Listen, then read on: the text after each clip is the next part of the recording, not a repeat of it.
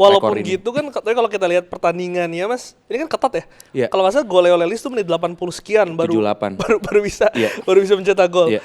Mas Iqbal saat ini nonton di stadion? Saya di bench. Oh di bench. Saya di bench.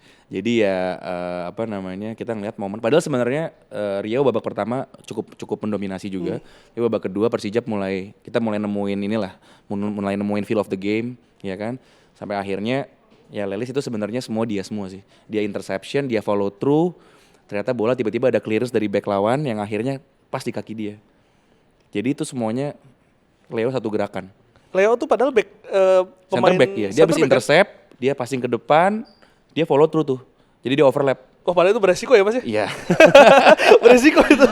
Jadi memang kurang lebih seperti itu dan akhirnya dia skor gol yang mendatar dan Coach Widodo bilang kiper Riau tuh tinggi 198 something lah tingginya. Saya lupa namanya siapa. Itu luar biasa, kiper yang luar biasa. Nah itu Coach Widodo bilang kita jangan bola atas, berat, kasih submarine ke bawah. Nah Leles kan tendangannya kan ke bawah, kiper tinggi susah ya kejadian akhirnya. Respon Mas Iqbal di bench ketika gol itu terjadi, apa yang Mas Iqbal lakukan? Saya waktu itu pas lihat, saya pastiin dulu bahwa itu gol sah dulu. Karena takutnya kan ada VAR review atau apa, ya kan. Saya nggak celebrate dulu karena juga tapi saya ngeliat semuanya udah pada chaos, ya kan. Tapi akhirnya pas sudah cek VAR clearance sudah aman semua, ya saya juga masih mikirin masih ada 12 menit. Job's not done. Kalau tiba-tiba kita kecolongan gimana? Nah itu yang akhirnya Coach Widodo tetap tenangin pemain, kita tetap settle, kita agak ngunci dikit, ada pergantian sedikit di mana ada defensif lah, ya kan, defensive player masuk. Karena pertanyaan ini pernah saya tanyain ke Ciliana. Ciliana tuh waktu PSM lolos itu dia nangis. Iya.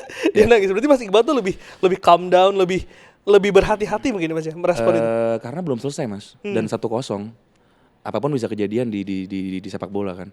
Mau 1 menit pun juga itu bisa kejadian. Jadi kita sampai perwit selesai ya kalau bisa euforia kita tahan dulu karena belum selesai. Ketika selesai, Saya masih diem karena saya nggak percaya gitu loh bahwa perjuangan selama ini kita bisa nyampe sini. Tapi ada saatnya momen pas saya udah selesai semuanya lah dari malam itu, saya di rumah sendirian, saya bersyukur lah bahwa saya inget lagi perjuangan kita, perjuangan seluruh orang Jepara, konsorsium, sponsor, ownership, pemain, pelatih yang selama ini juga pernah kontribusi. Ya itu saya highlight sedikit lah. Malam itu saya tidur nyenyak alhamdulillah Mas. Mas, tapi kalau misalkan saya tanya momen paling berkesan dari musim lalu, kalau Mas Iqbal ambil satu dari tadi rangkaian yang Mas Iqbal ceritakan? Banyak Mas ya, banyak momen yang kita lolos dari lubang jarum, tapi memang tim ini bisa menemukan karakternya di playoff promosi itu yang menurut saya salut lah. Karena saya juga gini Mas, Persijap tuh nggak pernah masuk ke playoff promosi. Kita pertama kali. Jadi kan kita sempat berpikir, ya ini pikiran saya sendiri sih. Kita di playoff pertama kali, apakah kita harus ada pengalaman dulu, ya kan? Kalau kayak tim-tim kayak PSIM, Persiraja, mereka kan di playoff promosi udah setiap tahun mereka lolos. Udah pengalaman iya, gitu ya? Sedangkan kita sendiri nih, pengalaman pribadi saya dan juga tim Persijap dari 2019, itu kita nggak pernah di playoff promosi di Liga 2.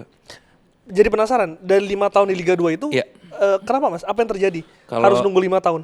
Karena kan 2 season cancelled. Untuk ketika lagi Kanjuruhan tuh kita peringkat 2. Jadi pencapaian saya besar ke playoff promosi seasonnya cancelled. Di satunya lagi kan COVID, jadi nggak ada kompetisi. Yang 3-nya lagi nih emang yang pertama itu kita di Solo dikit. Game terakhir kita akhirnya kalah sama Jogja. Habis itu akhirnya Jogja yang lolos lah kalau nggak salah. Ya kan. Game terakhir juga kita kalah sama Deltras tuh 2 musim yang lalu.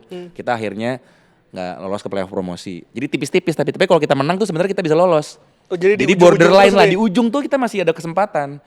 Akhirnya nih kemarin kita bisa lolos.